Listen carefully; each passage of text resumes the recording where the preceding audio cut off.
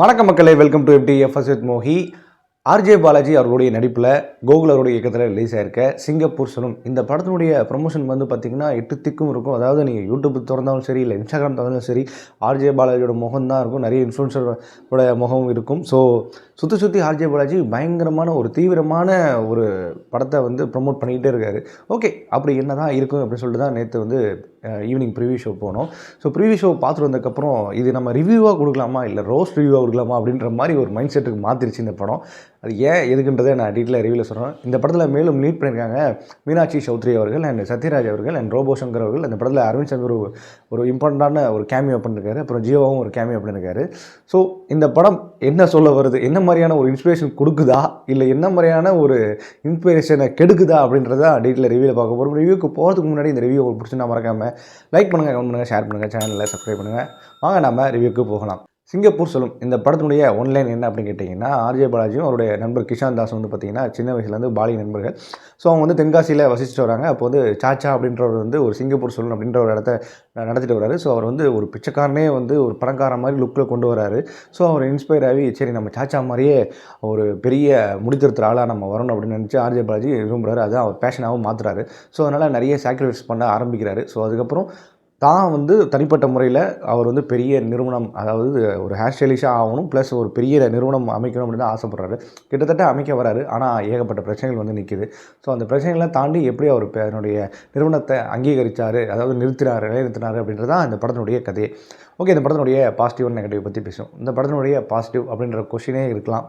கொஷினே ஏன்னு கேட்கலாம். ஏன்னா படத்தில் வந்து ஒரு இன்ஸ்பிரேஷன் ஸ்டோரியாக வர வேண்டிய ஒரு சப்ஜெக்ட். ஏன்னா இந்த மாதிரியான சப்ஜெக்ட் வந்து ஒரு கடைசியில் மட்டும் ஒரு விஷயத்தை போட்டுறாங்க. அதாவது முடி திருத்தவர்களுக்கு சமர்ப்பணம் அப்படின்றாங்க. ஆனால் அந்த சமர்ப்பணம் அப்படின்ற ஒரு அந்த லெட்டருக்கு ஜஸ்டிஃபை பண்ண முடியாத லெவலுக்கு ஸ்க்ரீன் ப்ளே அமைச்சு கொடுத்துருக்காங்க அப்படின்னு தான் சொல்லணும். ஏன்னா நீங்கள் படம் பார்க்கும்போது உங்களுக்கு நல்லாவே தெரியும். ஏன்னா ஸ்டார்டிங்லேருந்து எண்டிங் வரைக்கும் அவங்க படுற கஷ்டத்தை ஒரு இடத்துல கூட ஸ்ட்ராங்காகவோ எந்த ஒரு இடத்துலையும் அழுத்தமாகவோ படத்தில் ரிஜிஸ்டர் பண்ணவே இல்லை. அதுதான் முக்கியமான பிரச்சனை. ஆர்ஜே பாலாஜி வந்து வராரு, இது மாதிரி நான் கடையெல்லாம் வச்சேன், ஆனால் இவ்வளோ பிரச்சனை வருது, கடன் ஆகிறேன், இவ்வளோ ஆகுது, அதாவது கடன் அந்த மாதிரி சப்ஜெக்டை பற்றி பேசுகிறாங்கன்னா அவர் எந்த மாதிரியான இன்ஸ்பிரேஷன் பண்ணுறாரு, எந்த மாதிரியான சப்ஜெக்டை ஒரு ஆளை மாற்றுறாரு, எந்த மாதிரியான ஒரு ஹேர் ஸ்டைலாக இருக்கிறார், என்ன ஸ்பெஷலிஸ்ட் அப்படின்ற மாதிரி எந்த ஒரு இடத்துலையும் அவர் வந்து ஜஸ்டிஃபை பண்ணல. அந்த கேரக்டரைசேஷனை ஜஸ்டிஃபை பண்ணல ஸ்க்ரீன் ப்ளே மூலயமா. அது இந்த படத்தில் வருத்தத்தக்கக்கூடிய ஒரு மிகப்பெரிய பிரச்சனை. படத்தில் வந்து திடீர்னு பார்த்தா ஒரு 3 கோடி எடுத்து வந்து வைக்கிறாங்க, திடீர்னு பார்த்தா கடையை ஆரம்பிக்கணும்னு சொல்கிறாரு, திடீர்னு பார்த்தா 50K சம்பளம் வாங்குறாரு. இது எல்லாமே அடுத்தடுத்து ஒரு மாதிரி அப்படி சொல்கிறது கம்ப்யூட்டர் கிராஃபிக்ஸ்லேயே முடிச்சிடுறாங்க. ஆனால் படத்தோட ஸ்க்ரீன் ப்ளே அப்படின்ற ஒரு விஷயத்தை கோட்டை விட்டுறாங்க. அதான் படத்தோட மிகப்பெரிய பிரச்சனை. ஆக்சுவலி நீங்கள் படத்தோட ட்ரைலர் பார்க்கும்போது கூட தெரியும், ட்ரைலரை வந்து என்ன மாதிரியான ஒரு ஜானர் படம் சொல்ல வருன்றதே நம்மளுக்கு இன்னும் வரைக்குமே ஒரு கன்ஃபியூஸே இருக்குது அப்படின்னு தான் சொல்லணும். ஸோ ஃபஸ்ட் ஆஃப் அப்படின்னு எடுத்துக்கிட்டோன்னா படத்தோடைய ஃபஸ்ட் ஆஃப் முழுக்க காமெடி ஆரம்பிச்சது. அதாவது ஒருத்தர் வந்து தன்னுடைய டெட் பெட்டில் நான் வந்து சாக போகிறேன் அப்படின்றத வீடியோ ரெக்கார்டை எடுத்து ஃப்ளாஷ்பேக் கதையை சொல்கிறாரு. சரிங்களா? அந்த ஃப்ளாஷ்பேக் கதையில் வந்து காமெடி சீக்வன்ஸாக ஆட் பண்ணுறாரு. நல்லா கேட்டுக்கோங்க, காமெடி சீக்வன்ஸ்லாம் ஆட் பண்ணுவோம். படத்தோட அந்த ஃபஸ்ட் ஆஃபில் காமெடி சீக்வன்ஸ் தான். ஸோ அந்த காமெடி சீக்வன்ஸ்லாம் எல்லாமே ஆட் பண்ணுறாரு. இது எந்த மாதிரியான ஸ்க்ரீன் ப்ளே இன்னும் வரைக்கும் எனக்கு தெரியல. இன்னொரு விஷயம் வந்து 3 கோடி அவருக்கு வேணும். ஸோ அதனால் அவங்க மாமனார் வந்து சரியான கஞ்ச பையன். ஆனால் அவர் 3 கோடி வந்து அவருடைய அக்கௌண்ட்டில் இருக்குது. அது எப்படியோ அப்படி இப்படின்னு சொல்லிட்டு வாங்கிடுறாங்க. அந்த ஒரு பர்டிகுலர் சீன் மட்டுமே படத்தில் வந்து ஒரு 1/2 hour எடுத்துக்கிறாங்க. காமெடி நல்லா தான் ஒர்க் அவுட் ஆகிருக்கு. ஆனால் இது வேறு சப்ஜெக்ட், இதுக்கு காமெடி தேவையே கிடையாது. அதுதான் உண்மையான ஒரு நிதர்சனமான உண்மை. ஆனால் சம்மந்தமே இல்லாமல் ஒரு ஸ்க்ரீன் ப்ளே கொண்டு வந்தாங்க. செகண்ட் ஹாஃப் ஃபுல்லாகவே எப்படா படம் முடியுன்ற மாதிரி தான் ஒரு ஃபீல் இருந்தது. படம் ஃபுல்லாகவே ஓவர் லேக்லாம் தாண்டி ஃபேண்டஸியாக போயிருக்காங்க, எங்கெங்கேயோ போயிருக்காங்க. திடீர்னு பார்த்தா நில அபகரிப்பு அப்படின்ற மாதிரி விஷயத்தை கொண்டு பின்னாடி ஒரு அப்பார்ட்மெண்ட் இடிஞ்சு விழுதுன்னு சொல்கிறாங்க. அண்ட் தென் மக்கள் பாடுற கஷ்டப்படுற, திடீர்னு பார்த்தா ஒரு டான்ஸ் குரூப் கஷ்டப்படுறாங்க அப்படின்னு சொல்லிட்டு எங்கெங்கேயோ ஒரு ஃபேண்டஸி கையாண்டுருக்காங்க. திடீர்னு பார்த்தா ஒரு ஆலமரம் விடிஞ்சு விழுந்தது அந்த இடத்துல நீ எல்லாம் வச்சுருக்க. ஸோ அதனால் கிளிகள் இங்கே அங்கே வந்துப்போம். ஸோ கிளிகளுக்கு பராமரிக்க இடமா மாறு, பறவைகள் சரணாலயமாகவும் மாறுது இடமே, அதாவது சிங்கப்பூர் சலூனு. ஸோ இது மாதிரி ஃபேண்டசி லாஜிக்கே இல்லாமல் ஏகப்பட்ட ஃபேண்டசி உள்ளே கொண்டு புகுந்துடுறேன். படத்தில் ஸ்டோரி என்னதான் அப்படின்ற மாதிரி கேட்குற கொஷினாக வருது. டேய், நீங்கள் சிங்கப்பூர் சலூன் தான் சொன்னீங்க உடம்பு, திடீர்னு பார்த்தா பறவைகள் சரணாலயம் பண்ணிகிட்டு இருக்கீங்க, திடீர்னு பார்த்தா பாரஞ்சி மாதிரி படம் கதை சொல்லிகிட்டு இருக்கீங்க, திடீர்னு பார்த்தா இல்லை என்ன தாண்டா சொல்ல வரீங்க அப்படின்ற மாதிரி ஒரு கொஷின் கேட்குது. அந்த மாதிரி தான் ஒரு ஃபீல் இருந்தது. இன்னொரு விஷயம் வந்து சொல்லணும்னா, ஆர்ஜே பாலாஜியோடைய நடிப்பை பற்றி பேசி ஆகணும். இந்த படத்தில் எனக்கு தெரிஞ்சு ஆர்ஜே பாலாஜிக்கு வந்து எமோஷன் அப்படின்ற ஒரு ட்ராக் வந்து அவருக்கு ஒர்க் அவுட் ஆகலை அப்படின்னு தான் சொல்லுவோம். அவரால் அந்தளவுக்கு கவனம் செலுத்த முடியல. அந்தளவுக்கு அவரால் எமோஷனை கன்வேவும் பண்ண முடியல. எல்லாத்துக்கும் ஒரு மாதிரி அமைதியாகவே இருக்கிற மாதிரி ஃபீல் கட்டுறத தவிர்த்து அந்த எமோஷன் நம்மளுக்கு சுத்தமாக கன்வே ஆகலை. ஒரு இன்ஸ்பிரேஷன் ஸ்டோரி போது ஒரு அழுகிறது, அவர் எந்த மாதிரியான ஃபீல் பண்ணுறார் அப்படின்ற ஒரு விஷயமே ஆடியன்ஸ் கன்வே ஆனால் தான் அந்த படம் வந்து ஒரு இன்ஸ்பிரேஷன் ஸ்டோரியாக மாறும். பட் அதனால் இது அந்த மாதிரி ஒரு விஷயத்துக்கு இறங்கவே இல்லை. அதுதான் ஒரு நிசப்தமான உண்மை. And then logic out. படம் ஃபுல்லாகவே லாஜிக் அவுட் தான். லாஜிக்கே இல்லை. படத்தோட கிளைமேக்ஸை முடிக்கிறாங்க. அது எப்படி முடிக்கிறாங்க அப்படின்றது தான் ஒரு ட்விஸ்ட் இருக்குது. ஒரு பயங்கரமான ட்விஸ்ட் இருக்குது.